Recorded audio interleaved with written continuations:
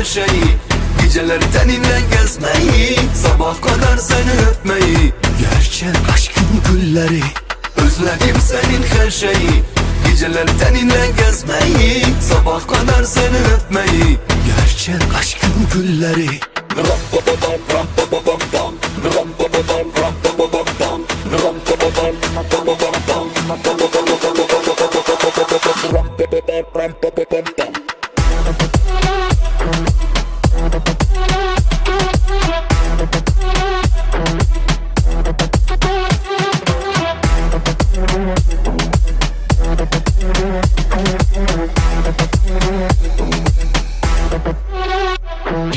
Ben sensiz boşluklara, ruhum karanlıkta, neden diye bilmiyorum. Seni bırakırken ardımda bir film gibi yaşamaz, belki yeniden başlarız. Alıp diller elinden, ram pa pa pam ram pa pa pam pam. Bir film gibi yaşamaz, belki yeniden başlarız. Alıp diller elinden, ram pa pa pam ram pa pa pam pam.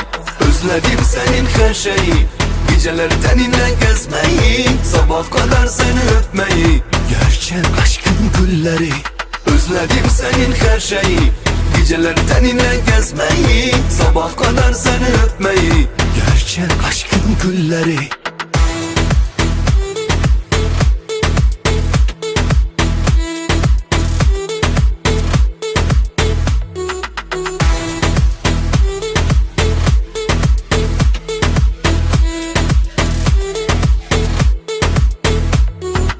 Özledim senin her şeyi, geceler teninle gezmeyi, sabah kadar seni öpmeyi. Gerçek aşkın gülleri. Özledim senin her şeyi, geceler teninle gezmeyi, sabah kadar seni öpmeyi. Gerçek aşkın gülleri. Ram pa pa pam ram pa pa pam pam, ram pa pa pam ram pa pa pam pam, ram pa pa pam pa pa pam pam, ram pa pa pam ram pa pa pam pam.